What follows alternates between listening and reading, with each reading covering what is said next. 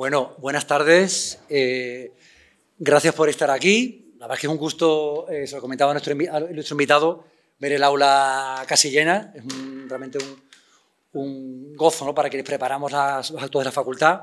Aprovecho para hacer un pequeño anuncio. La facultad tenemos actos prácticamente todas las semanas, siempre jueves por la tarde a las 7, no en este aula, hoy hemos tenido que cambiar porque había un congreso de italianistas, pero todos los jueves a las 7 y también algunos martes a las 7.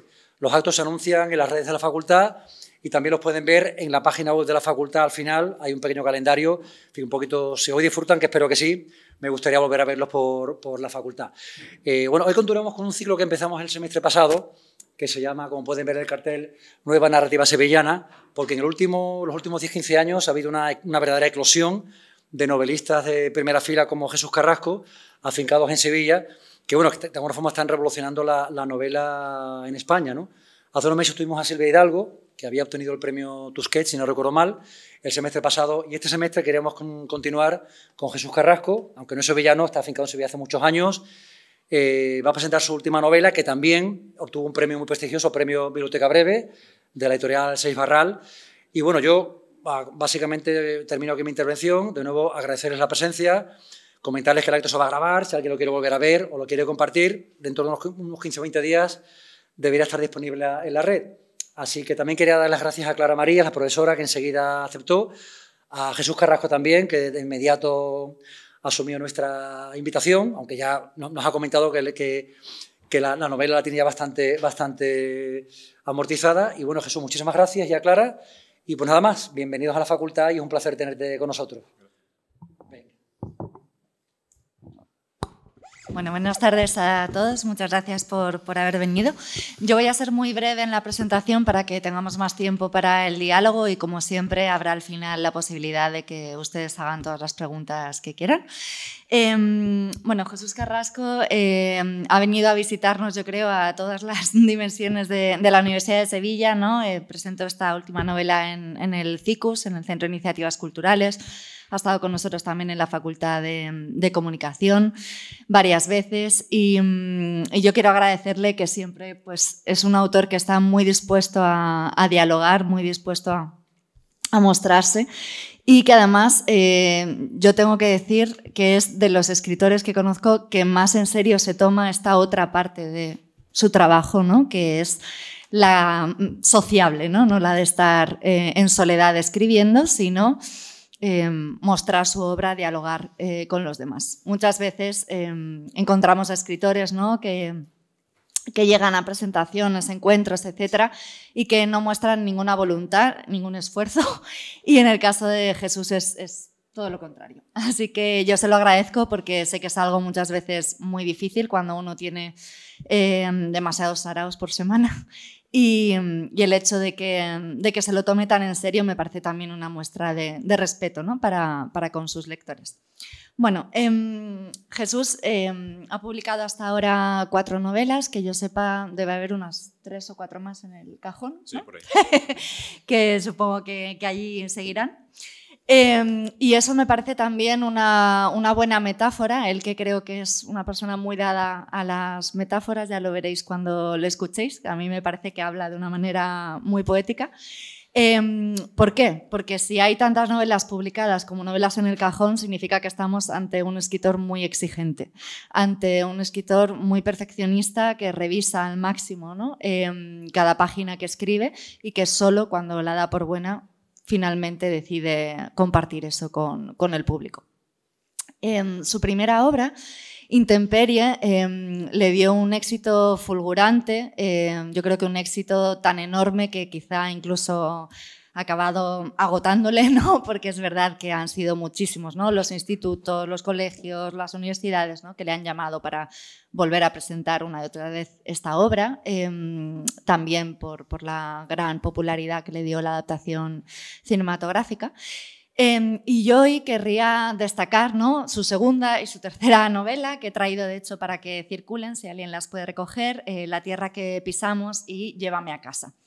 De estas 4 novelas, el punto, digamos, de unión que yo puedo encontrar en todas ellas como como estudiosa de literatura, es una preocupación por la familia y por la naturaleza, que creo que se puede rastrear en todas ellas. Pero son novelas, la verdad, muy variadas, muy distintas y que a veces me da la sensación de estar escritas por un escritor diferente. Eso creo que es un segundo elemento que le honra, ¿no? Muchas veces conocemos autores que tras un primer éxito se sienten casi impelidos o empujados a repetir esa fórmula, de algún modo encasillarse en aquello que les hizo tener esa primera acogida, ¿no? Tan buena. Y en el caso de Jesús, yo creo que ha sido un escritor muy valiente, porque no... Aunque él, bueno, luego lo contará, ¿no? Que inevitablemente después de ese primer éxito pues ya no estaba él solo con sus papeles, sino que ya tenía esa dimensión de los lectores, de las editoriales, de la crítica presentes. Pero creo que nunca se ha dejado llevar por eso, ¿no? Y ha seguido haciendo lo que quería hacer en cada momento. No ha repetido, como digo, una fórmula. Y ya antes de empezar con el diálogo, solamente para quienes no hayáis leído todavía la novela, os sitúo un poco.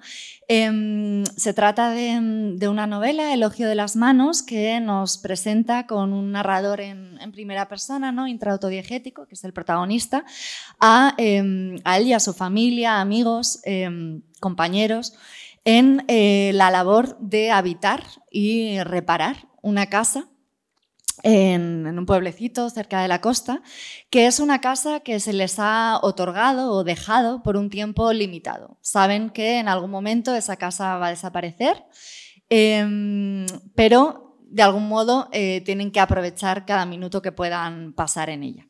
Así que, bueno, como podéis imaginar, pues es una metáfora de la vida que vivimos, ¿no? Que nunca sabemos cuándo se va a interrumpir.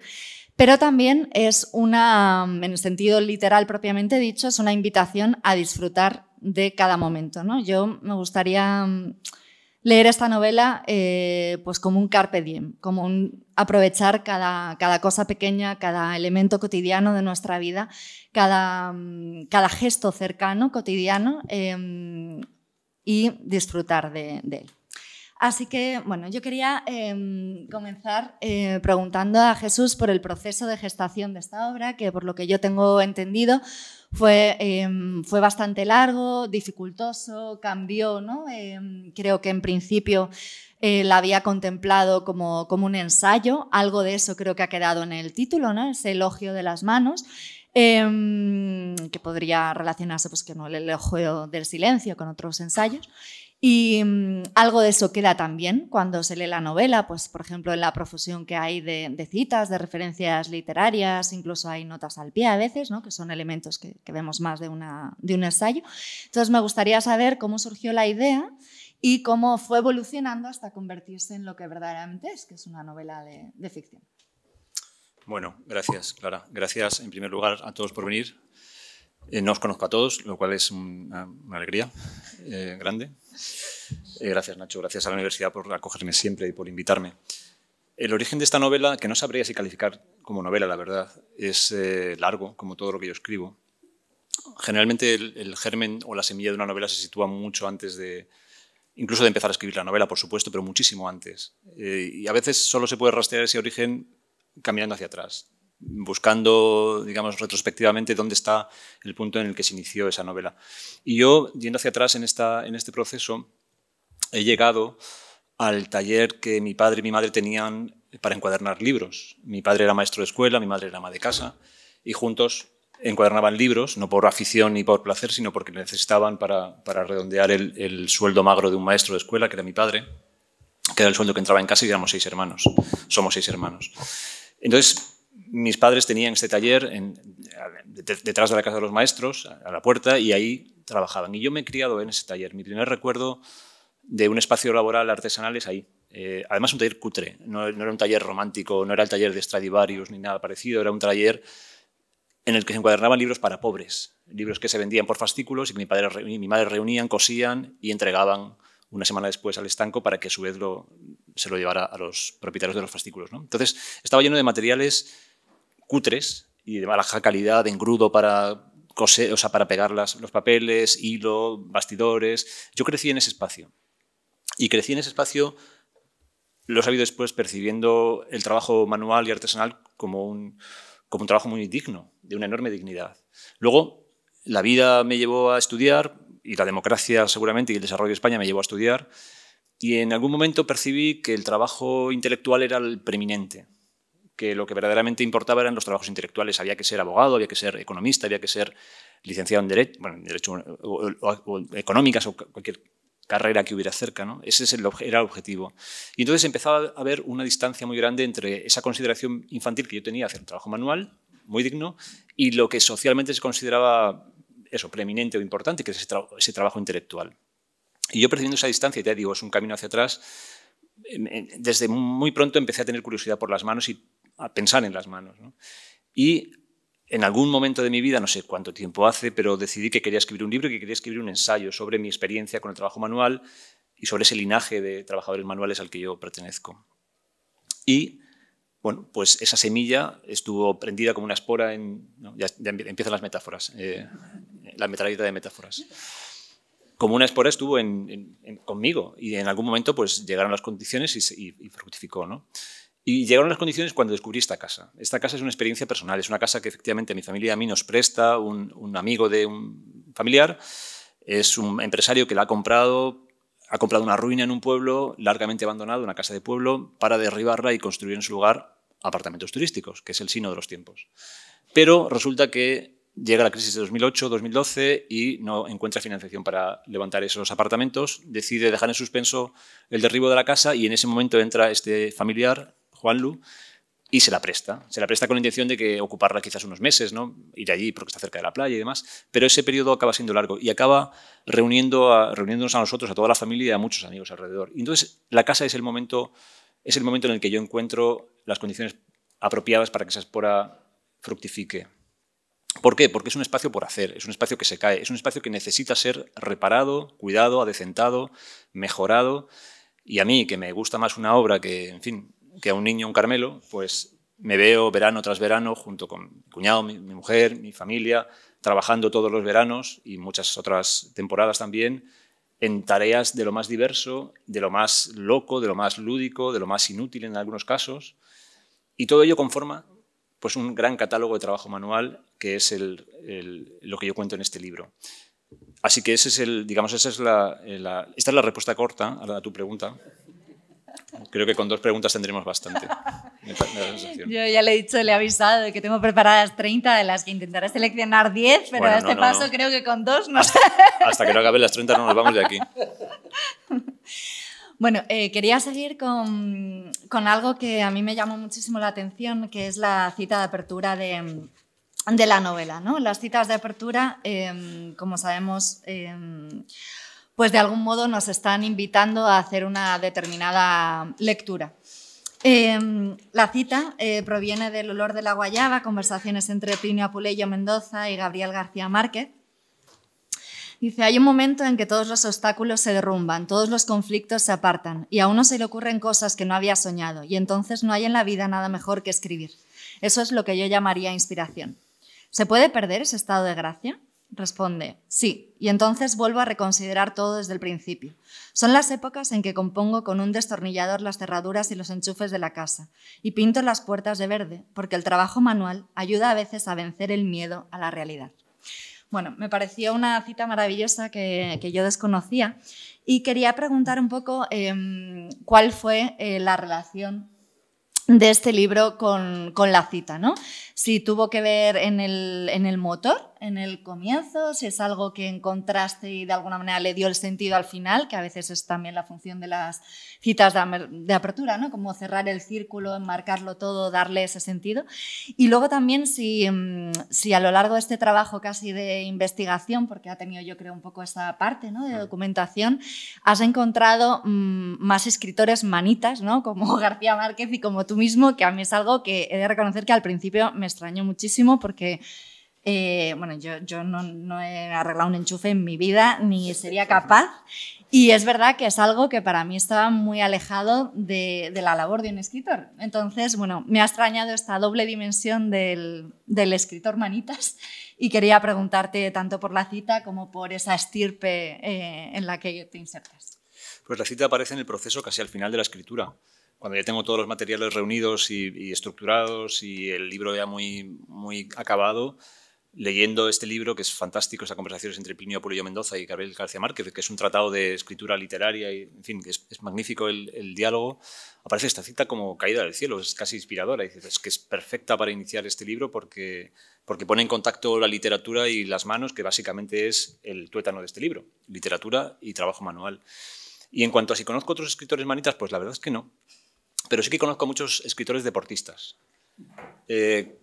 Que no es exactamente lo mismo, pero cumple una función parecida. Yo creo que es necesaria practicar esa otra dimensión que no es intelectual, un poco para equilibrar. Yo creo que eso es algo contemporáneo. No sé, antes de García Márquez yo no conozco a ningún escritor deportista, más bien al contrario.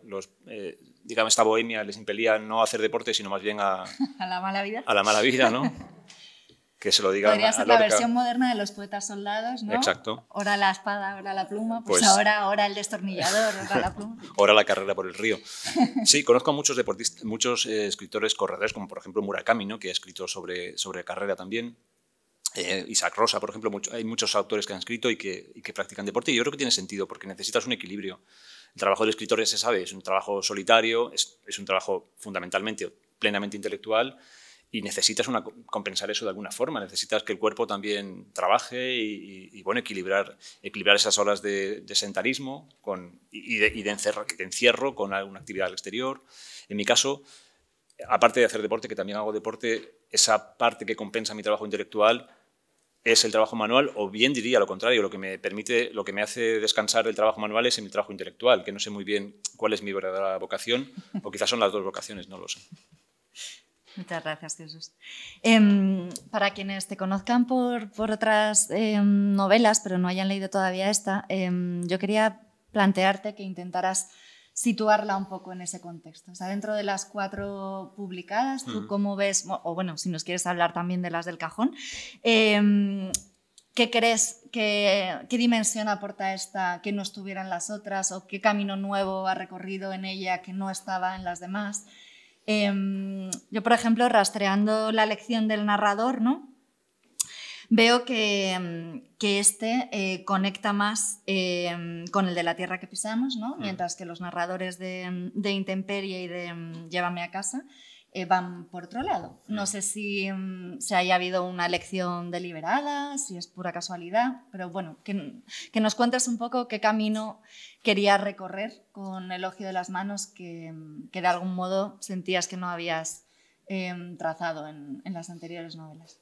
Antes de contestar a tu pregunta, al final daré mis tarjetas de mi empresa de reformas, por si se tercia cualquier chapucilla que tengáis por casa, un calentador, lo que sea. Pues este libro es curioso porque efectivamente todos mis libros son diferentes entre sí. Yo creo que solo comparten una voluntad de estilo y una ética, podríamos decir, que es intentar escribir bien aquello que yo quiero, aquello que me es propio, aquello que puedo en algún caso, ¿no? Pero es un libro que se relaciona desde luego con los otros 3 libros, es el final de un camino. Bueno, es el final de un camino hasta ahora. Espero que sigan muchos otros libros que se sitúen sucesivamente como final del camino.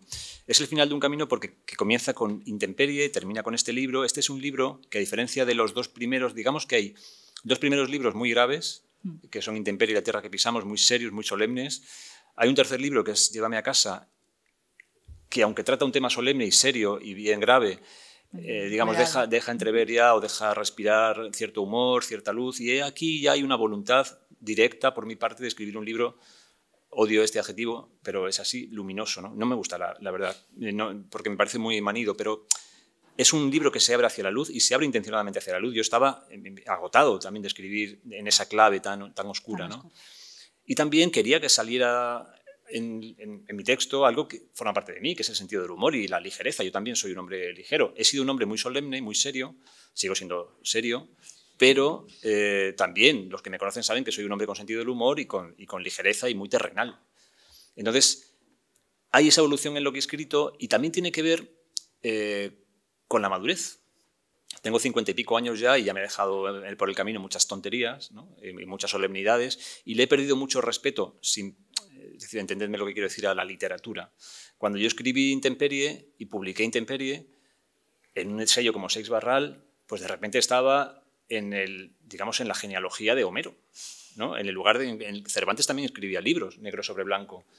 Antonio Rivero Tarabillo también escribe libros. Yo estaba en una colección, en un oficio que a mí me imponía un enorme respeto, porque yo venía de leer durante los primeros 30 años de mi vida o 20 y pico años de mi vida, digamos, ansiando, alimentándome de esa literatura, maravillándome con esa literatura, viviendo y respirando esa literatura, y de repente yo entraba a formar parte de los estantes en los que estaban todos esos autores admirados. De modo que yo sentí un enorme respeto, y ese respeto se manifiesta, entre otras cosas, en esa solemnidad, en esa contención, y poco a poco me voy aligerando, porque no es que pierda el respeto, pero sí que voy ganando confianza.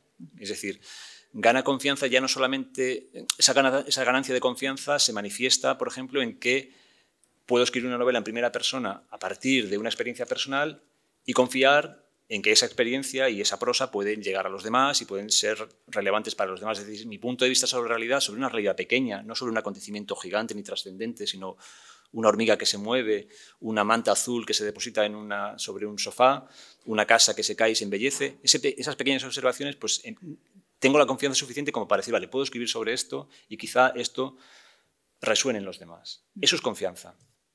Y a partir de ahí, o sea, que me parece que es una ganancia enorme para ya no para cualquier escritor, para cualquier profesional y para cualquier ser humano. Es, en definitiva, una pérdida del miedo. Entonces, en la medida en que vas perdiendo el miedo, vas perdiendo lastre y vas dejando salir quien tú eres y yo creo que todo el potencial que uno tiene, ¿no?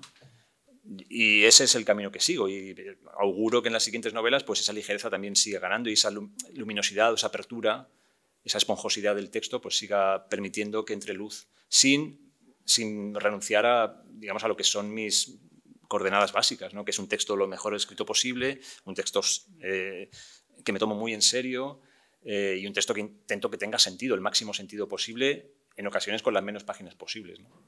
Bueno, ese sería un poco la respuesta corta también. Muchas gracias, Jesús. Sí, me parece que se ve muy bien, ¿no? Que es como si de algún modo hubieras pasado de una macrohistoria a una microhistoria, ¿no? Y de novelas más exteriores a novelas más interiores, más pues en un ámbito familiar o casero, ¿no? Mucho más... Sí, más pequeñito, ¿no? Como los historiadores que pasaron a hacer esa microhistoria y a fijarse en la vida de un solo ser humano y pensaron que eso tenía valor en sí mismo. Claro, pero yo creo que también eso forma parte del tiempo en que vivimos. Sobre todo después de la pandemia y del encierro, hemos sido conscientes, muchos hemos sido conscientes o progresivamente conscientes del valor de lo doméstico, por ejemplo, del espacio pequeño y cercano. Ese espacio pequeño y cercano, particularmente en Andalucía, no se nos cae la casa encima, generalmente, pero ese espacio pequeño y cercano pues lo habíamos dado por hecho. Y a partir de la pandemia yo creo que lo hemos vuelto a revisar de una forma mucho más intensa y más consciente. Así que este libro también forma parte de esa tendencia, sin haberlo pretendido. Es decir, no es un libro pospandémico ni pandémico, no se habla, se cita muy ligeramente la pandemia, pero no es una escritura de encierro, ni de angustia, ni nada parecido, sino más bien casi al contrario. Pero tiene que ver también con esa idea, con la idea de que, de que hay literatura en un espacio cercano. Yo tendía a pensar desde esa solemnidad primera, desde esa afectación por lo leído, que las grandes historias tenían que suceder en las guerras napoleónicas o en la Escocia del siglo XIX con Stevenson, etcétera, ¿no? Y poco a poco me doy dando cuenta de que hay literatura mucho más íntima y más cercana, como por ejemplo Natalia Ginzburg, ¿no? que aparece en el libro un par de veces, que es muy relevante y que es fundamental y que nos dice cosas que yo creo que nos interpelan a todos. No todos hemos estado en las guerras napoleónicas, yo desde luego no. Está muy bien conocerlas, está muy bien conocer a Madame Bovary, por supuesto que sí, pero hay un espacio que la literatura también se ocupa, que es ese espacio próximo, íntimo, emocional, de cosas muy cercanas, ¿no? Que yo también como ser humano y como hombre voy descubriendo poco a poco, y también eso va apareciendo en lo que hago. Entonces, supongo que lo que vaya escribiendo en el futuro irá en paralelo a quién soy y a quién me voy convirtiendo con el paso de los años. Como no puede ser de otra forma, claro. Yo quería preguntarte, el comienzo in media res, ¿no? Nos presenta antes a la casa abandonada, ¿no? Que el narrador dice sabíamos que iban a derribar, que a los personajes. ¿Se debe en algún sentido a que es la auténtica protagonista? Y luego hay otra cita que aparece muy al principio, dice una parte importante de mi vida, casi una extensión de mi cuerpo, ¿no? Se convirtió esa casa.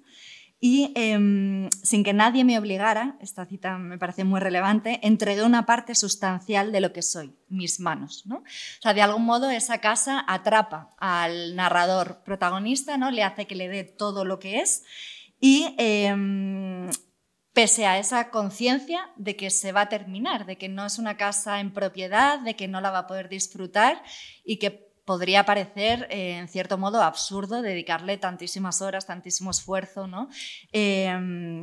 Entonces, bueno, quería que nos contaras un poco cómo surgió esta idea, ¿no? de centrarte tanto en la casa y esa relación, ¿no? con la metáfora de la vida.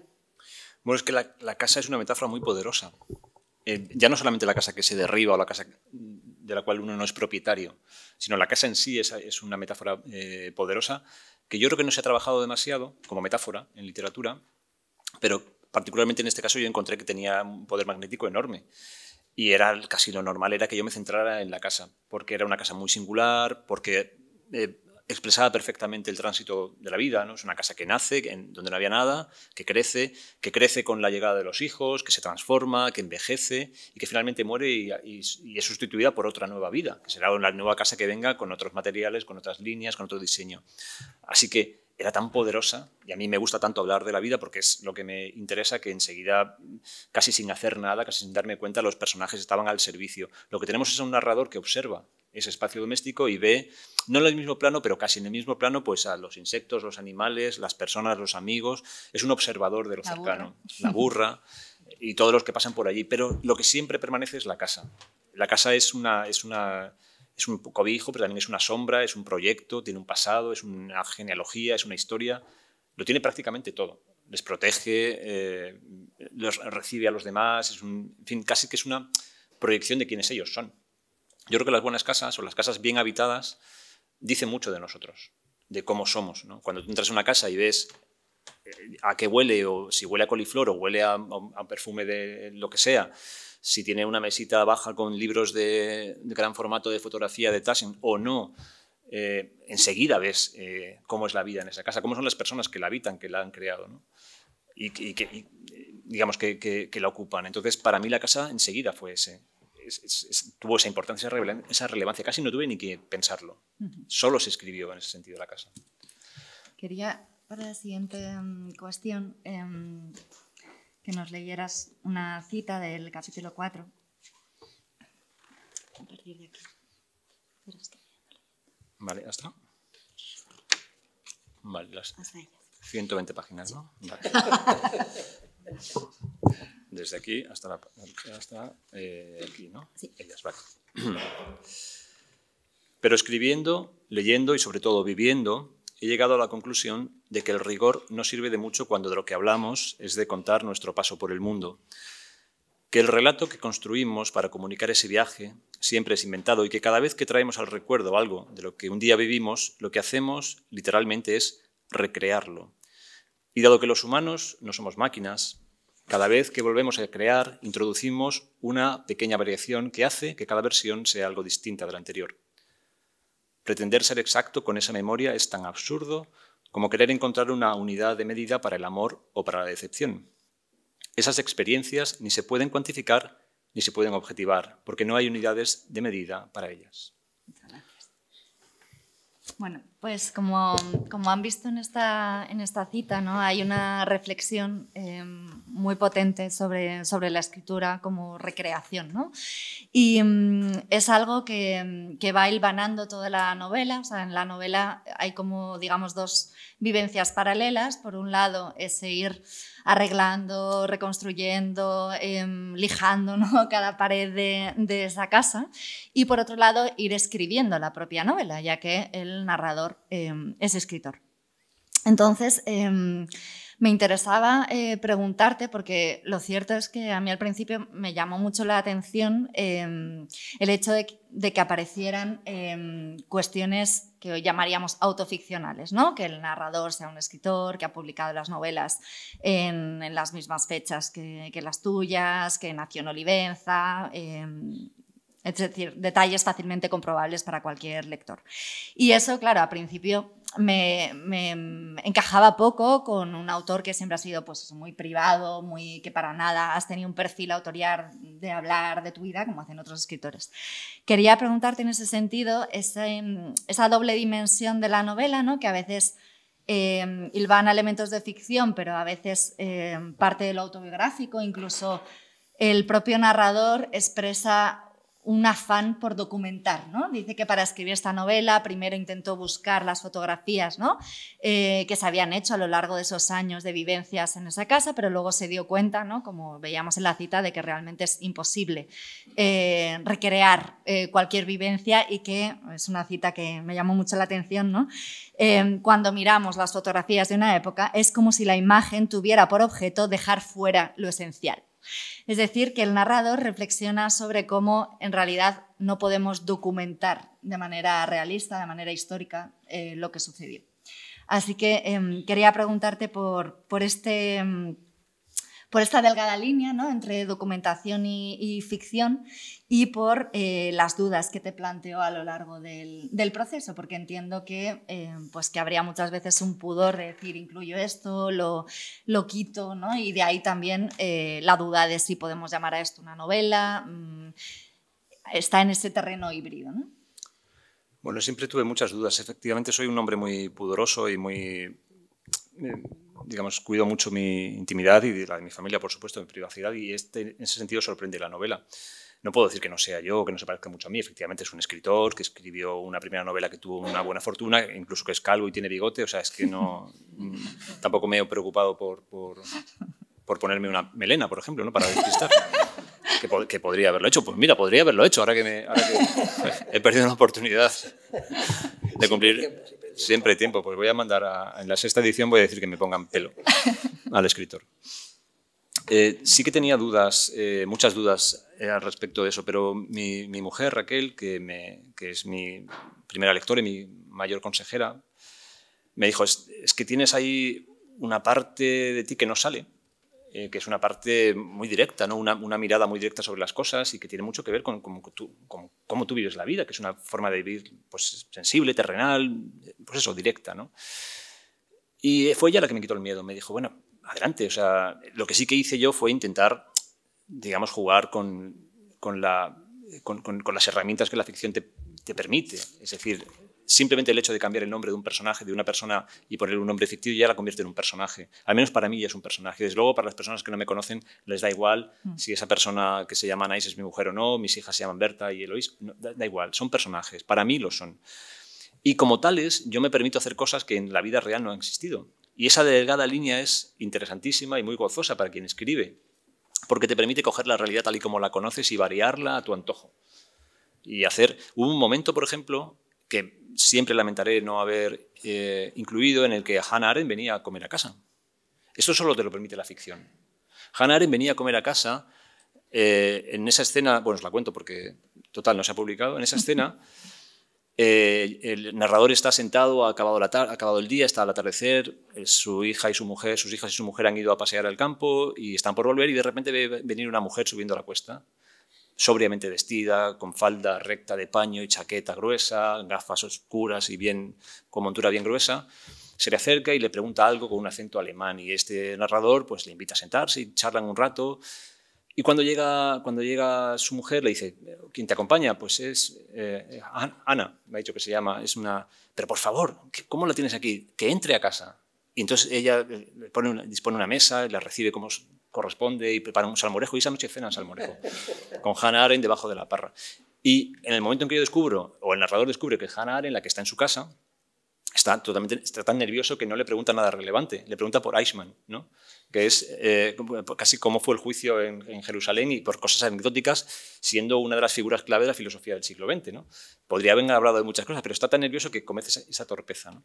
Entonces, eso te lo permite la ficción. La oportunidad de dialogar con Hannah Arendt debajo de una parra comiendo salmorejo. Y esa posibilidad es tan fascinante que cómo no utilizarla. Entonces yo lo que he hecho ha sido utilizar esa posibilidad de una manera muy discreta, y sobre la capa de la realidad he ido superponiendo pequeños detalles que a mí me han hecho salir, que me han hecho pensar que desdibujo la vida real, pero sin alejarme de ese punto de vista tan cercano. Lo que yo quería privilegiar aquí, o creo que lo importante era para mí ser yo el observador, que el narrador y el escritor y el ser humano fueran la misma persona y que observaran con sus mismos ojos y lo contaran tal cual. Lo contaran como lo cuenta el escritor, no como se lo cuenta el amigo a otro amigo, sino como lo cuenta el escritor, con un texto elaborado y estructurado. Pero que fuera esa cercanía en la mirada la que le diera poder al libro. Lo que no voy a decir nunca a los lectores es qué parte es real y qué parte no es real, pero ni en esta novela ni en ninguna otra, porque malograría la experiencia lectora. ¿Qué más da? El lector, el pacto de la lectura entre el escritor y el lector no incluye la fidelidad, no es un pacto notarial, es el pacto de la ficción. Yo te prometo que te estoy mintiendo y tú me aseguras que te vas a creer que yo te estoy mintiendo y vas a disfrutar con mis mentiras. Y todos contentos, porque es un pacto firmado en el que las cláusulas están bien claras, ¿no? Entonces, bueno, es lo que yo propongo, dado que soy escritor de ficción, pues propongo esa ficción en la que esa realidad también se entrevera y, bueno, quizás puede producir la duda de qué es cierto y qué no, pero como digo, no diré qué es cierto y qué no. Bueno, uno de los retos mayores en la escritura de esta novela, a mí me parecía... Un segundo, es muy probable que Hannah Arendt venga en mi próxima novela, también os lo digo, o a lo que sea, ya me buscaré la vida, pero puedo hacerlo, claro.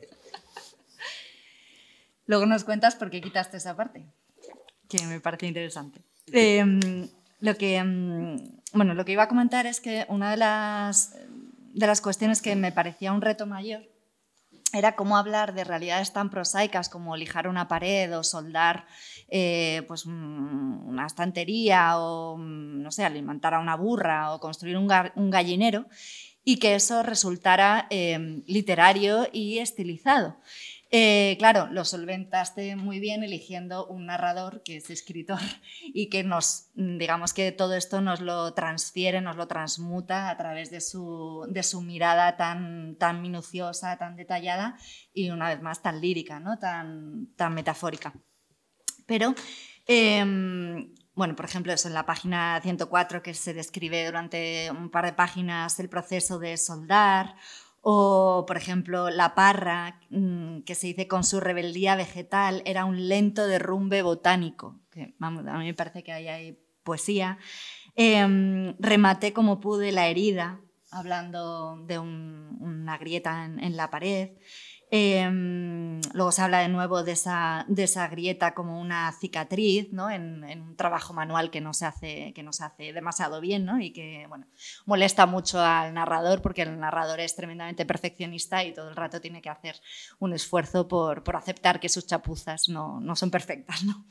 Entonces, quería preguntarte cómo trabajaste el texto. O sea, si desde el principio tenías claro que ibas a hablar de esas realidades tan cotidianas y tan, digamos, tan de andar por casa, con ese lenguaje tan metafórico, tan cuidado, tan lírico, o es algo que fue surgiendo en borradores posteriores, un poco, no sé, si a lo mejor te influyó, pues no sé, desde la poesía ultraísta hasta, es decir, todas esas corrientes literarias que le han dedicado a lo mejor un poema a un retrete, como Gerardo Diego, y que han logrado sacar de esos objetos cotidianos todo el lirismo que tienen. O, bueno, quería un poco que ahondaras en ese aspecto. Bueno, en un principio, como ensayo que iba a ser en torno a las manos, el trabajo manual, la estructura del ensayo me la planteé no tanto a partir de la casa, que ya era la estructura, digamos, que era el contenedor de la novela, sino de una especie de colección de trabajos manuales, es decir, ver al narrador ejercitándose en diferentes trabajos, ¿no? Y a través de esos trabajos, no como una colección, sin más, no es el catálogo de Bricomart, o sea, es a través de esa colección de habilidades ir investigando, explorando diferentes sensibilidades, diferentes aproximaciones a la realidad sensible. Pero enseguida me di cuenta de que se podría convertir en el catálogo de Bricomart, que es un gran libro, por otra parte, pero que ya está escrito, y descarté muchas de esas partes, pero sí que había una voluntad por mi parte de acercarme a esa realidad, como dices, tan prosaica, de una manera directa. Es decir, por supuesto, claro, es la mirada de un escritor. No sé si ser escritor te, digamos, acredita para tener esa mirada, pero desde luego es la mirada de alguien sensible hacia esa materia y hacia esos trabajos. Yo sabía que había un tesoro pues como Manuel de Barros, el poeta brasileño, se cita en el libro también, o como no sé, el poema de Miguel Hernández, desde me tiraste un limón y tan amargo con una mano cálida tan pura, ¿no? O sea, hay veces que hay realidades tan pequeñas y tan cercanas que parece que no merecen la mirada. Y yo creo que aquí el trabajo está precisamente en la mirada. Lo que es interesante de este libro, una de las cosas que a mí me resultan interesantes al haberlas escrito, es aportar mirada. Ese lirismo del que hablas lo aporta el narrador, lo aporta el que mira y lo aporta el que controla la lengua o el que lo manifiesta en forma de lenguaje, ¿no? Y en ese sentido la metáfora tiene una función fundamental. Podemos metaforizarlo todo y que no viene a ser otra cosa que podemos, digamos, otorgar sentido, o que una gafa o que un objeto muy concreto o muy pequeño represente algo mayor. No solamente una realidad mayor sensible, sino una realidad emocional mayor. Es simplemente una cuestión de saber mirar, o de poder mirar y de poder escribir acerca de esa mirada. Entonces yo creo, y vuelvo un poco a una de tus preguntas anteriores, en esa ganancia de confianza que tiene el escritor, lo que hay es una afilación también de la mirada. La mirada se va afilando, se va afinando y se va cargando y se va haciendo más grave cada vez, porque cada vez eres más hábil para ver lo que te rodea y percibir lo profundo de lo que te rodea. Yo creo que ese es un trabajo que el escritor se lleva a su casa gratis, ¿no? Por el hecho de enfrentarse cada día, durante años y años y años, a los textos y a la realidad que le rodea para poder narrarla, lo que te llevas de regalo es esa mirada privilegiada, que tiene rayos X, yo creo, ¿no? La capacidad de poder ver la profundidad de las cosas o la elocuencia de las cosas donde quizá otro no ve nada. Muchas gracias, Jesús. ¿Puedes poner el reloj aquí? Porque yo estoy encantada y veo que pueden echarnos de la facultad, si no estoy un poco al loro de la hora. Otra de las cosas que más me llamó la atención fue cómo todas estas tareas manuales, que ya digo, yo desconozco en absoluto, o sea que a mí me sirve también de manual, se van hilando con reflexiones, con citas sobre las lecturas de autores, digamos, pues muy encumbrados, ¿no? Que hace el narrador o que hace a veces su mujer, ¿no? Se menciona a veces que su mujer está leyendo a Tabucchi o a Alice Munro. El narrador pues lee a Perec, La vida, instrucciones de uso, menciona que las niñas se ven influidas por La isla del tesoro, se habla del libro de elogio de la sombra, se habla del poeta que antes has citado, ¿no? De Manuel de Barros. También hay alusiones a cineastas como Agnès Varda, ¿no? Con Los espigadores y la espigadora, a Natalia Ginsburg, a escultores como Teiza, a músicos como Buscalia, que en un momento dado el narrador dice, todos estos autores, ¿no? Hablando de Buscalia, de Ginsburg, de Teiza, son una especie de collage, dicen quién soy, ¿no? De algún modo ellos, cada uno con su arte respectiva, están intentando lo mismo que yo. Entonces, quería preguntarte por estas lecturas, ¿no? Si fueron acompañándote a lo largo de esa primera parte en la que parecía que esto iba a ser un ensayo, si fuiste tomando notas, ¿no? Porque el narrador de la novela está siempre con un cuadernito y va tomando notas, a veces de lecturas, pero a veces también de conversaciones o de vivencias, ¿no? Que hay en la familia. Entonces quería preguntarte un poco por tu proceso de escritura en referencia con todas estas lecturas que aparecen, ya digo, muy, muy bien trazadas a lo largo de la novela, pero de un modo que es muy inesperado, ¿no? Porque ya digo, se acaba de hablar de lijar una pared y de pronto nos encontramos con una reflexión muy filosófica, muy profunda. Entonces, en ese sentido me parece muy interesante que la novela va todo el rato de lo palpable a lo abstracto, de lo grande a lo pequeño, de lo intelectual, ¿no? De los libros, de esas lecturas a lo manual. Claro, yo creo que ahí lo que manifiesto es la experiencia o el legado del lector. El que lee se va alimentando de esos libros y su forma de ver el mundo, la forma que tenemos los lectores de ver el mundo, que yo creo que todos los que estamos aquí somos lectores, se ve perfectamente, absolutamente condicionada por lo que leemos.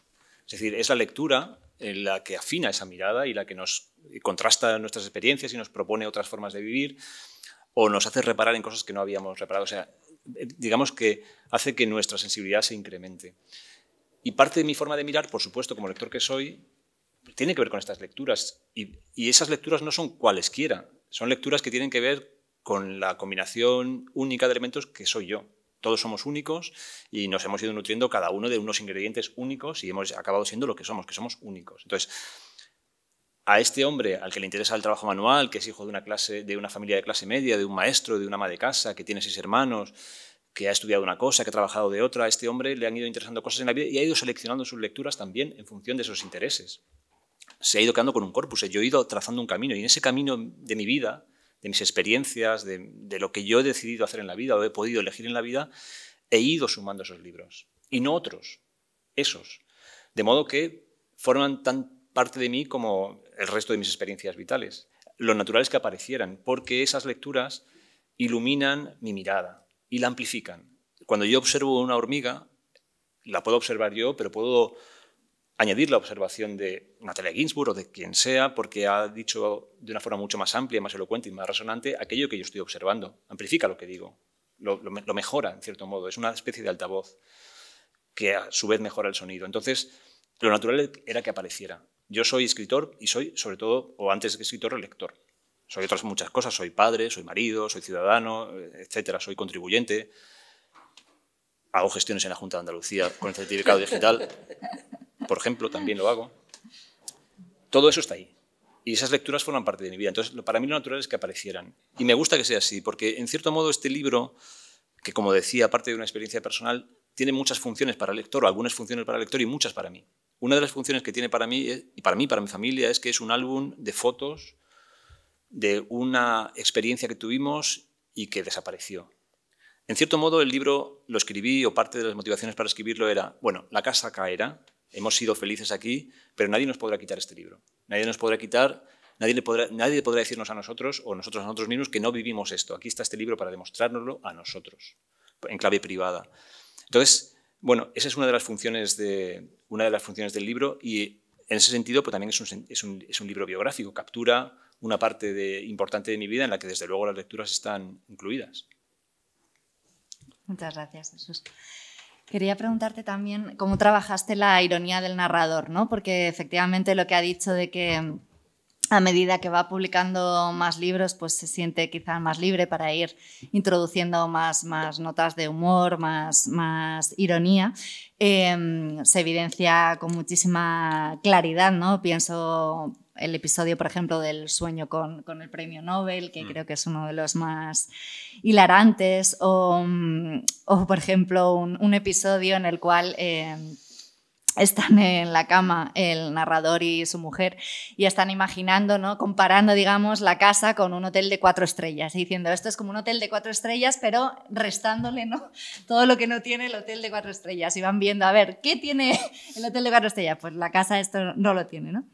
Entonces me parece muy interesante también porque este narrador tiene muchas voces distintas, ¿no? Tiene esta voz a veces muy humorística, también muy autoirónica, que eso es algo creo que hay que destacar, ¿no? Porque ya digo que es un personaje tremendamente perfeccionista, obsesivo, que quiere al milímetro, que tiene que estar todo el rato luchando, ¿no? Por aceptar que a lo mejor esa pared no va a quedar perfecta o esa estantería no va a quedar perfecta o que ese mostrador de la cocina no está igualado, ¿no?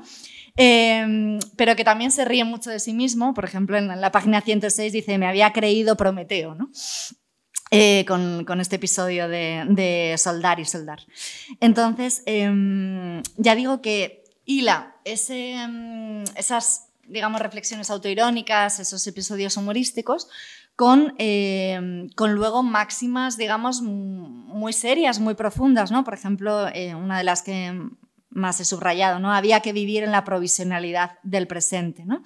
O descuidar relaja, ¿no? Hablando de cómo a veces romper una pared a martillazos pues es algo que todos necesitamos porque estamos siempre tan, digamos, tan exhaustos, ¿no? De estar cuidando, de estar teniendo cuidado, que el poder dejarnos llevar y dar rienda suelta a esa energía pues nos ayuda. Así que quería preguntarte eso, ¿cómo fuiste trabajando esa voz del narrador, que yo creo que era uno de los aspectos más difíciles, ¿no? En la escritura, y cómo fuiste hilando, ya digo, estas dos tonalidades.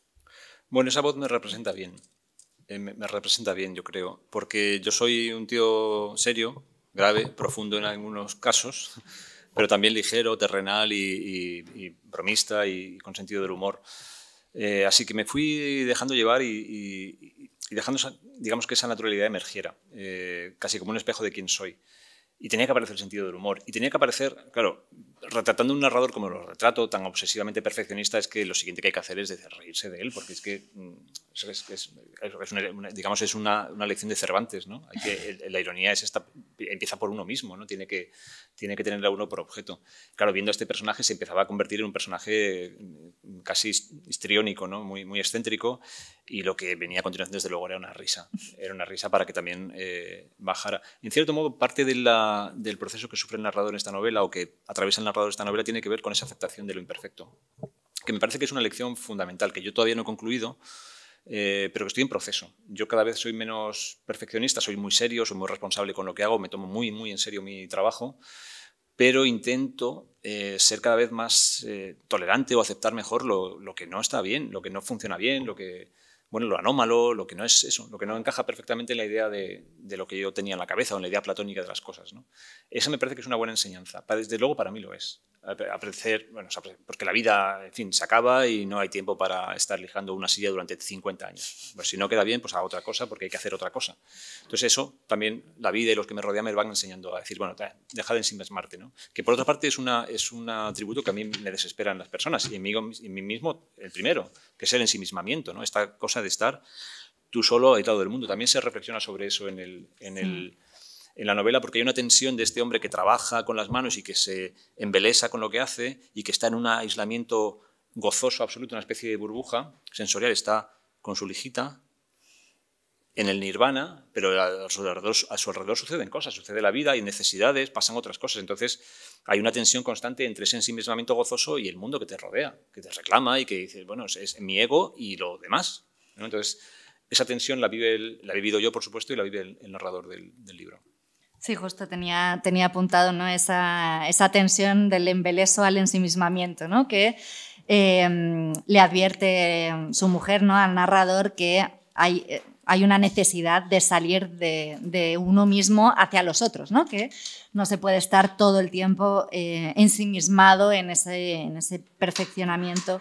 Y también me parece muy curioso porque en muchas de estas tareas manuales la propia voz del narrador, hablando consigo mismo, ¿no? lo reconoce, ¿no? Por ejemplo, reconoce que está, me parece que es en el momento de soldar, que se da cuenta de que hay otro error, no sé si en la máscara o algo, y entonces tiene la tentación de parar para ponerse a arreglar lo otro que también está con un fallo. Y al final ahí se ve todo el rato, pero efectivamente hay una evolución de ese narrador a lo largo de la novela, que creo que también ejemplifica la propia casa. O sea, precisamente, igual que se invierte todo ese esfuerzo, todo ese tiempo en una casa que va a acabar derruida, el narrador acaba aprendiendo que no puede dedicar tantísimo tiempo y tanto afán de perfeccionamiento a tareas que al fin y al cabo son cotidianas y no tienen por qué ser perfectas, ¿no? Sí.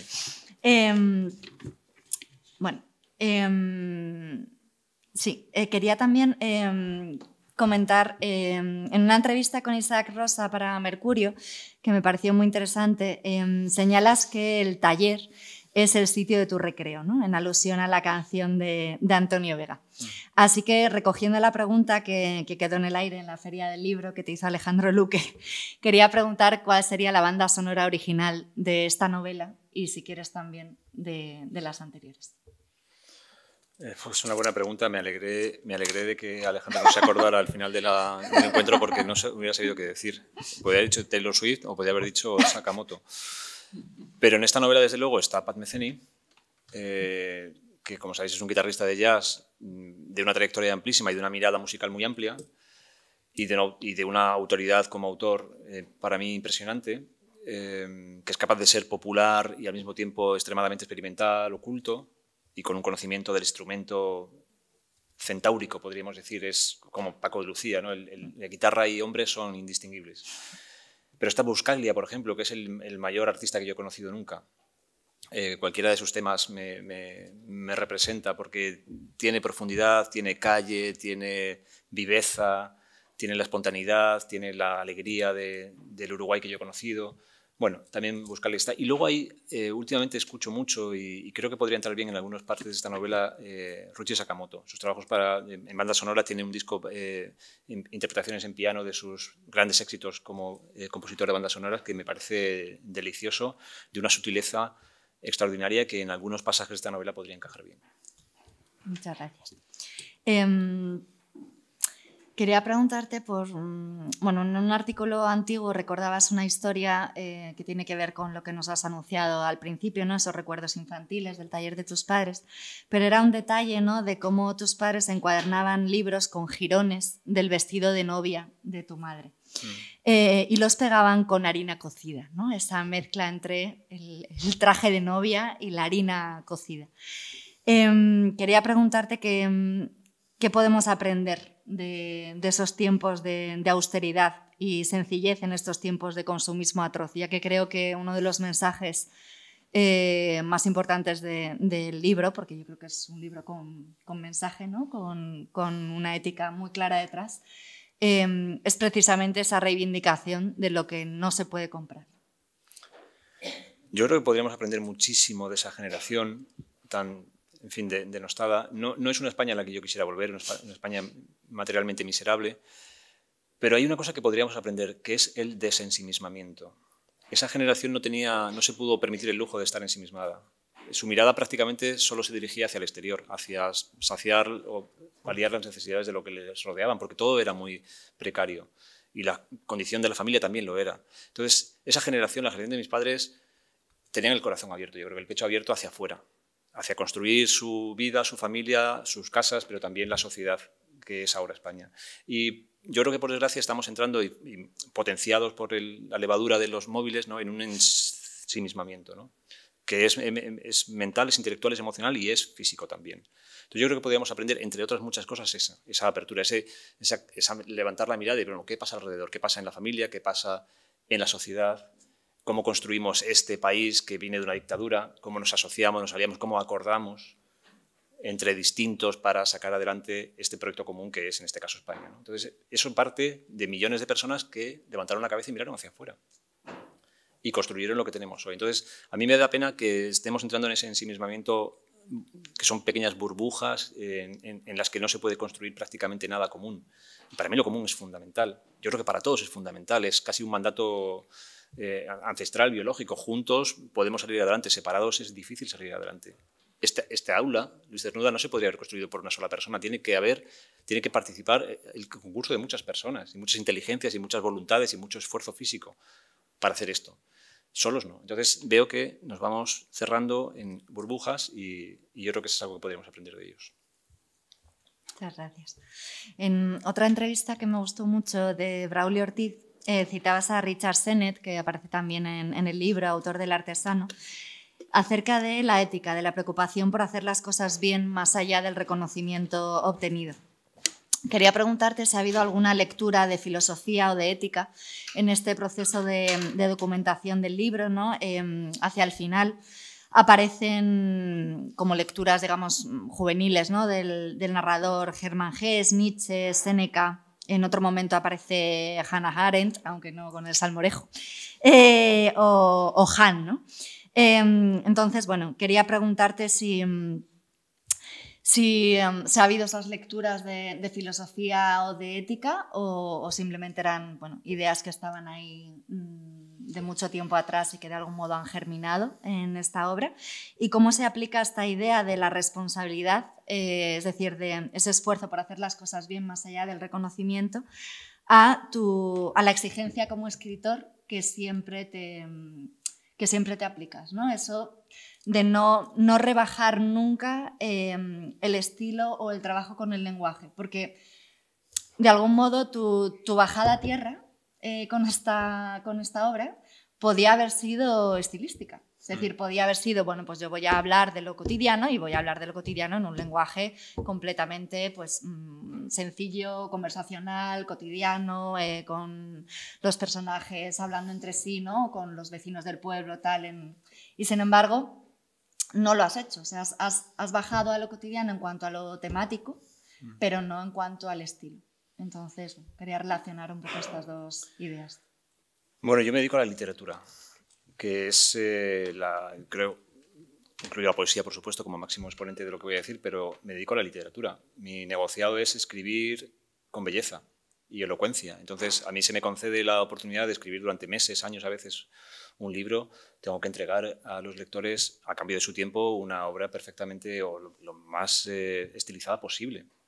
No significa afectada ni compleja. Puede ser perfectamente sencilla en su planteamiento, incluso en su expresión, pero tiene que respirar esta sensación de que el autor se ha tomado la molestia de cuidar el material, la arcilla con la que trabaja, que son las palabras, ¿no? Entonces, para mí ese es un lugar del que no me bajo nunca. Y espero no bajarme. No me gusta ese descuido y me cuido mucho de aceptar trabajos si no puedo dedicarles el tiempo suficiente para entregar algo digno. Pero yo creo que eso forma parte del trabajo del escritor. Es decir, como digo, se nos concede ese tiempo. Mal está que aparezcamos después de un proceso tan largo como escribir una novela con un texto mal confeccionado, medio cocido. Formalmente tiene que ser impecable, yo creo. Y eso es a lo que yo me entrego. Independientemente de lo que cuente, independientemente de que la trama tenga o no relevancia, de que la historia sea más o menos emocional, o lo que da igual. El estilo tiene que estar por delante de todo, desde mi punto de vista. Pero bueno, es una postura muy, muy personal.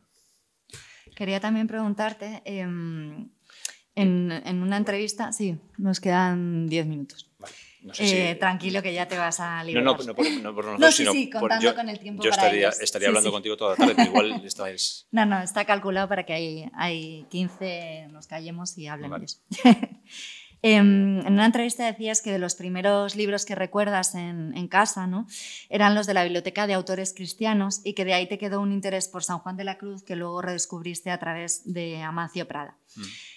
Por otro lado, a mí tu depuración en el lenguaje y también despojarlo todo, ¿no?, que no sobra nunca una página, me recuerda muchísimo a la poesía pura de Juan Ramón Jiménez.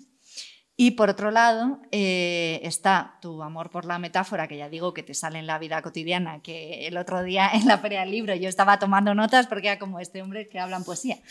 Y a mí el libro me ha recordado también muchísimo al elogio de la vida retirada de Fray Luis de León. Ese vivir con poco, con lo que en nuestras manos nos den, ese apartarse, ¿no?, de todo lo que es accesorio, de todo lo que no es... de todo lo que no nos alimenta, ¿no?, de verdad. Entonces, quería preguntarte por la presencia de la poesía en tus lecturas o en la gestación de esta obra. He leído también en otras entrevistas que siempre dices que no se te ocurriría nunca publicar poesía, pero yo no sé si hay también poemarios en los cajones con las otras 3 novelas. O sea, yo es que te veo muy poético. Entonces, bueno, quería preguntarte un poco si es solamente un sustrato o si... ¿Qué papel tiene? O lámparas de fuego en cuyas... No seguiré por San Juan. Bueno, he sido lector de poesía, pero soy mal lector de poesía. He leído mucha poesía hasta cierto momento de mi vida y luego cuando ya me invadió la prosa, digamos, o la novela... He leído poesía de una forma muy, muy fragmentada, pero durante muchos años leí poesía con mucha viveza. Recuerdo leer mucha poesía cuando llegué a Madrid, en mis primeros años de universidad, en los que yo descubrí lo que era la literatura y también la poesía. Y leer pues, a Cernuda, o a Celaya, o a Miguel Hernández, o a Faustina Storni. Bueno, grandes voces de la poética y desde luego también a San Juan de la Cruz, que vino por mi padre. Y yo creo que leer esos textos me ha vacunado. ¿Qué voy a escribir? ¿Qué voy a escribir? Si he leído a Miguel Hernández, ¿no? ¿Qué voy a decir? No me atrevo, no sé, no tengo la capacidad para hacerlo y desde luego si no la tengo no lo voy a intentar. Pero sí que es cierto que considero la poesía como la forma más pura de la lengua literaria. Es decir, hay en mí un esfuerzo siempre, una constante, que es intentar entregar, no per se como un mandato, libros breves, pero sí que hay un proceso de desecado de los libros cuando los termino. Teóricamente son siempre mucho más gruesos, pero yo los voy desecando como un jamón hasta que los intento dejar en la sustancia más sabrosa, ¿no? más intensa. que supongo que tiene que ver con mi trabajo como publicitario, que también una parte importante tenía que ver con reducir. Y en esa pequeña parte formal, en esa escueta parte formal, que resuene lo máximo posible. Hay una especie de juego también en ello, contar lo máximo con lo mínimo, ¿no? Que también, en realidad, juega con la inteligencia de los lectores. Yo intento entregar esas metáforas con la esperanza, o ese texto comprimido o muy curado con la esperanza de que la inteligencia y la sensibilidad de los lectores lo hagan, lo rehidraten, en cierto modo, ¿no? Vuelven las metáforas a nuestra vida. Yo doy esta pildorita, mira, una metáfora popular. Yo os doy una pastilla de Avecren y vosotros hacéis el caldo, ¿no? Podría ser. Yo he hecho un proceso de reducir ese caldo a lo más básico, a lo más pequeño. Intento entregarlo lo mejor envuelto posible y que sean los lectores los que, con su sensibilidad, con su edad, con sus lecturas, con su tiempo, bueno, rehagan a su manera ese caldo, ¿no? Entonces, ese es un poco el proceso y esa es un poco la estrategia que yo percibo en la poesía. La poesía rodea el centro y no lo toca, que es una cosa que para mí es un mandato también básico, rodear el centro y no tocarlo. Y la poesía es generalmente escueta, ¿no? Hay poemarios tal Majábharata, ¿no? Pero es escueta e intenta entregarnos esa máxima elocuencia, esa máxima resonancia con los mínimos elementos posibles. Para mí ahí está la magia. A veces es un verso con 5 palabras que te cambian la vida. ¿Cómo es posible esto con tan pocos elementos? Bueno, pues es posible. Es posible con el concurso de la historia de la poesía, del poeta y de quien lee la poesía.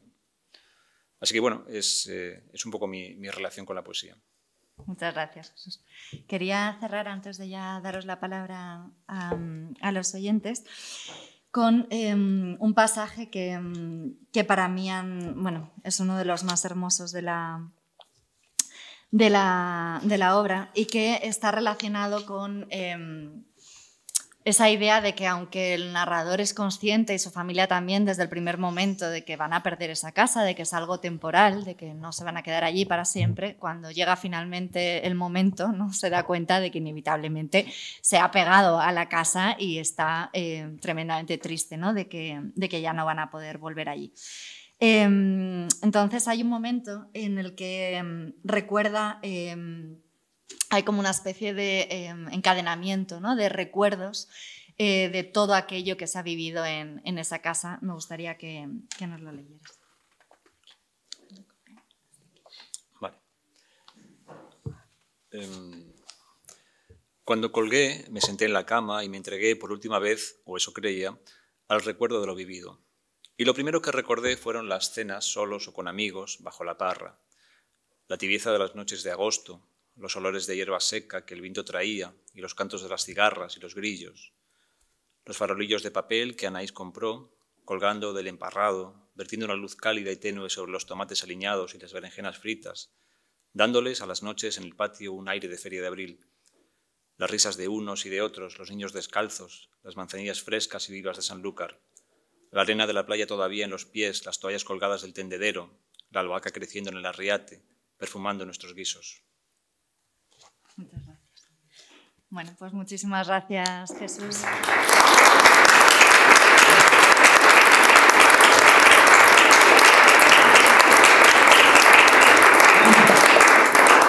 Y a continuación tienen ustedes la palabra para todo aquello que quieran preguntar.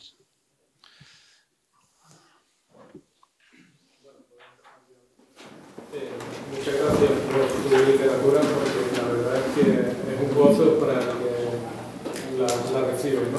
Yo empecé a conocerte a través de tu primera novela, que la disfruté también mucho, porque además fue en un momento personal que me enganchó mucho también, ¿no? Y está muy bien escrito y además desde el primer momento vi que incorporaba, era un guión de cine, realmente, ¿no? Se veía directamente ese guión. Y después también tuve la suerte de verlo también reflejado en la película que hizo Benito Zambrano, ¿no? Que está muy bien, es que refleja muy bien lo que es tu novela, ¿no? Entonces son muy diferentes entre sí, pero igualmente se disfrutan, ¿no? Yo me gustaría que contaras un poco más de esta última novela, el sentido ese de la provisionalidad que siempre se ve en la novela, de que estabais allí y vais a disfrutar, pero era todo provisional, y que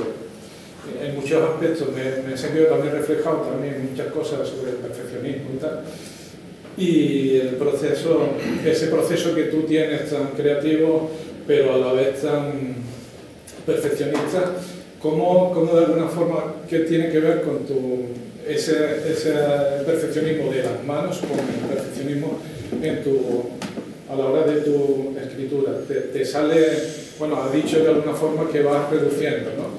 Pero creo que es magnífico, ¿no?, la forma que tienes de escribir, y me parece que seguramente tendrás que ser muy perfeccionista también a la hora de... Bueno, no quiero tampoco... Simplemente quiero decir, quiero que me hables un poco de un personaje que me parece muy interesante.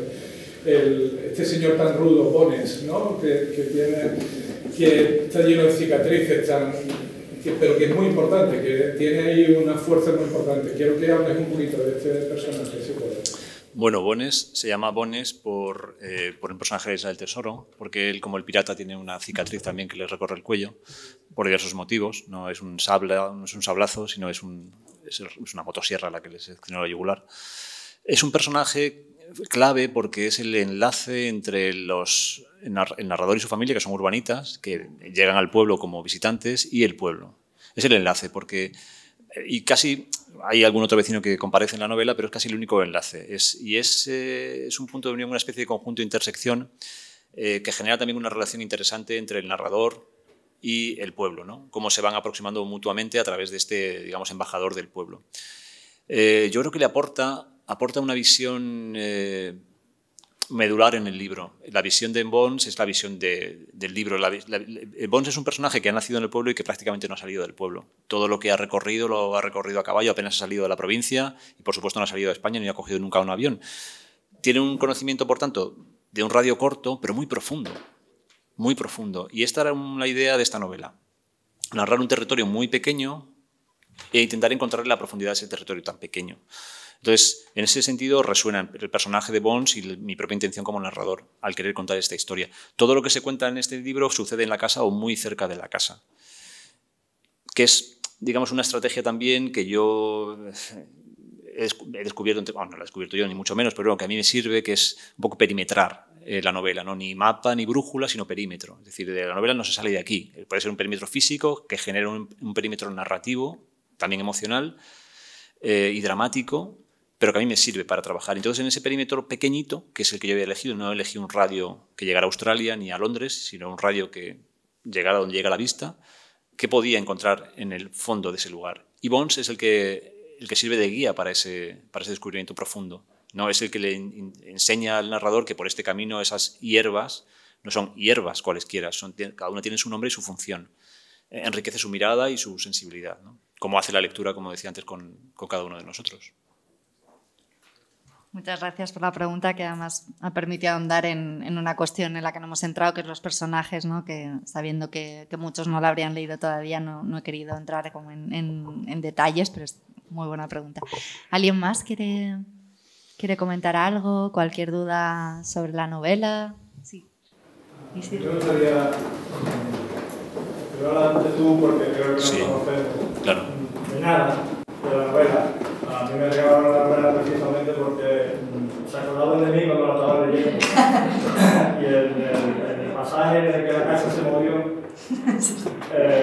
se dio cuenta el personaje de que se movió porque el aceite de la sartén se fue a un lado. Mi primera intuición fue nivelar el aceite porque había una regla inmediata que era pochar la cebolla. La casa ya se movería o no luego, o se explicaría o no se explicaría posteriormente. Hasta ese punto yo creo que lo que decía antes de las metáforas, que yo las escribo para ver si inspiro alguna cosa en el lector, hasta qué punto hemos conectado, porque creo que te suplantamos.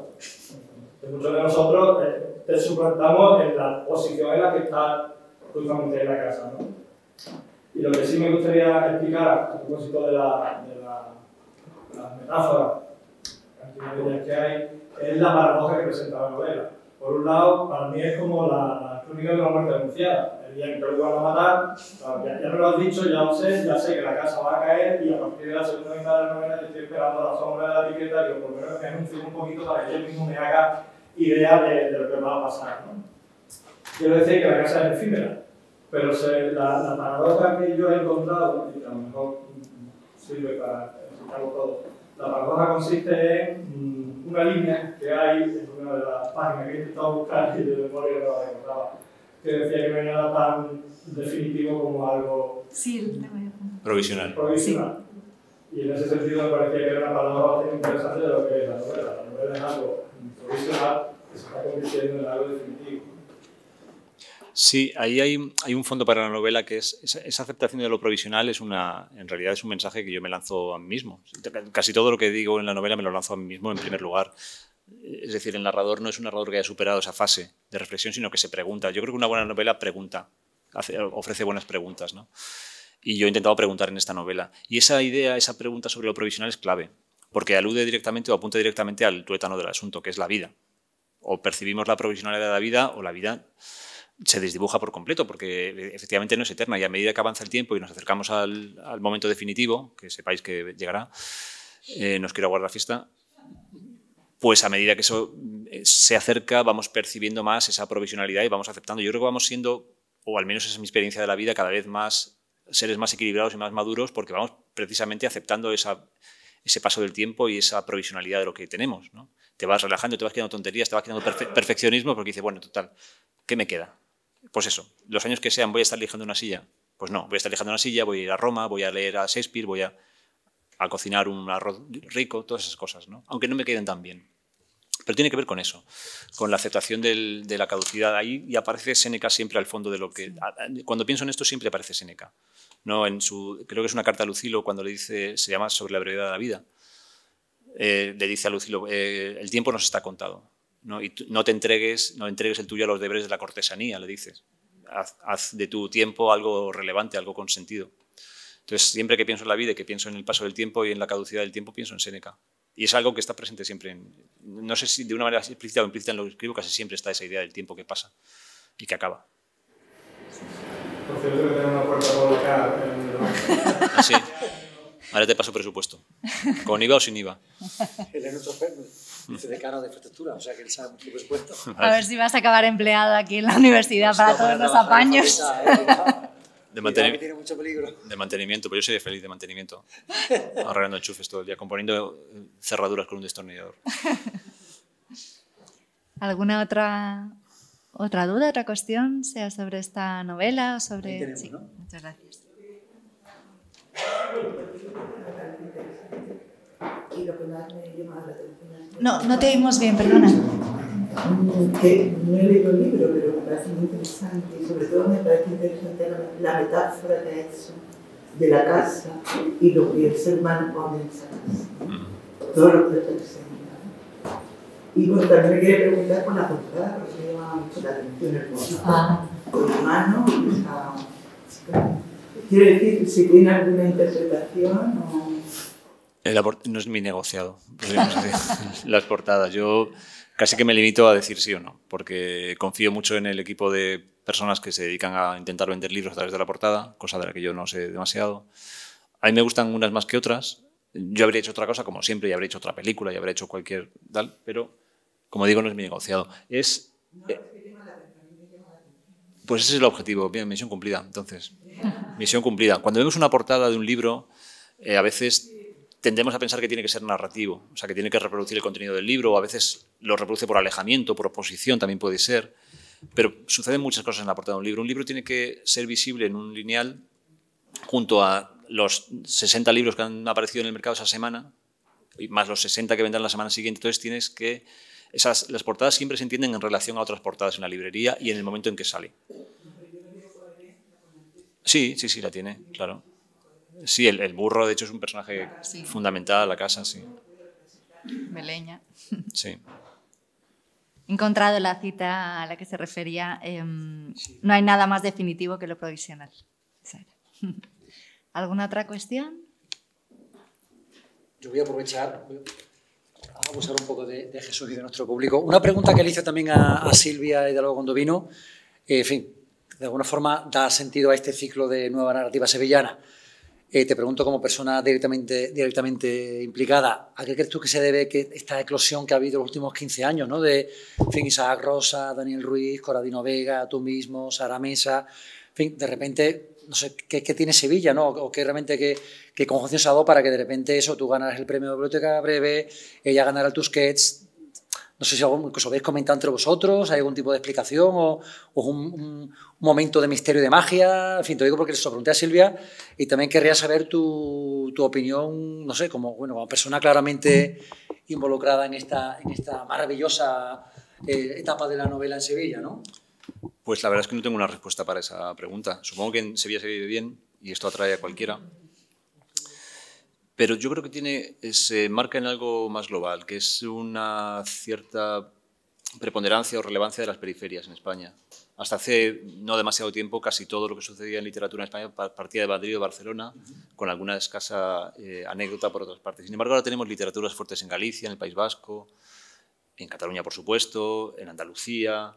Yo creo que nos hemos ido repartiendo, quizás tiene que ver con que el país también se ha ido descentralizando y han mejorado las comunicaciones. Yo puedo vivir en Sevilla, trabajar para o con una empresa editorial que está en Barcelona y relacionarme con ella de una manera sencilla. Puedo viajar desde aquí a cualquier otro lugar, que es una parte importante del trabajo del escritor en el siglo XXI, y de acá para allá. Entonces, bueno, supongo que eso también te permite prescindir de Madrid. Yo no tengo ningún deseo de vivir en Madrid ni en Barcelona, quiero vivir aquí. Entonces, bueno, supongo que tiene que ver con eso y no sé con qué más. Hay mucha conexión, me refiero a nosotros, hay mucha interacción. Sí, como tengo entendido, sois como un grupo de amigos, fíjate, ya que te conocí, no estabais muchos de vosotros. Digo, habláis de literatura, os leéis mutuamente, o pasáis manuscritos, por ejemplo. Tanto como eso no. Tanto no, ¿no? Tanto como eso no. No daríamos abasto, porque somos muchos. También está aquí Antonio, representante de la literatura sevillana. Antonio, viejo amigo de la carrera, sí que Antonio y yo nos conocemos hace ya mucho. Somos muchos y yo creo que bien avenidos, ¿no, Antonio?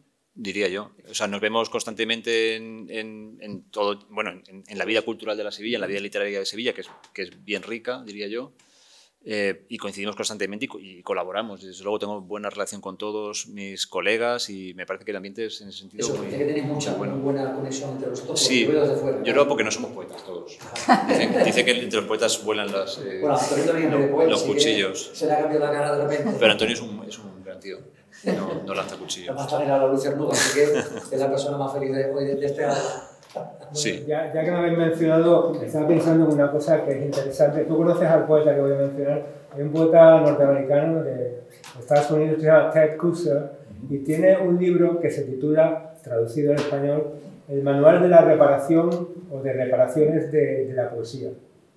Y es muy interesante porque vincula la escritura de la poesía a esa parte, digamos, técnica de oficio de escribirla. Y hay una frase que viene muy a propósito de lo que tú estabas comentando y de tu libro, que dice lo siguiente, que a la mayoría de los poemas le falta una última vuelta de tuerca. Es decir, que muchas veces el poeta, por descuido o por falta de aplicación, deja inconcluso lo que merecería un trabajo adicional más, y ese punto honor del trabajador mecánico muchas veces falta en el intelectual que cree que va desobrado por la vida y le falta esa concreción de apretar esa última que por comodidad no has dado.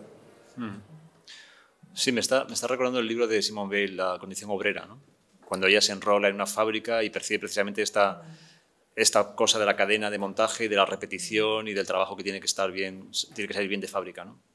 Pero es cierto, yo no sé en el caso de los poetas, porque como digo nunca he escrito poesía, pero al menos en mi caso y los escritores que conozco intentamos darles esa vuelta de tuerca, ¿no? Yo creo que la novela es un artefacto de tan largo aliento que lo pide. O sea, pide porque hay tiempo suficiente como para que repases. Yo no sé cuántas veces leo una novela mía hasta que queda terminada, ¿no? La cantidad de veces, cuando acaba, por supuesto, hasta está el moño de la novela, no puedo más con ella. Seguramente por eso escribo siempre novelas distintas, porque es que ya acabo agotado de cada una de ellas y escribir una segunda parte se me antoja un horror, la verdad. Bueno, pues... Sí.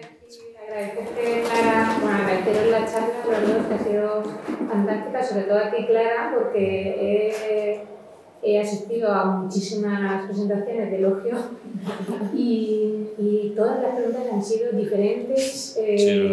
No ha sido, o sea, nada que ver con, o sea, ya habría sido, no sé, mi 20ª presentación, que tenía gusto porque sabía que eras tú.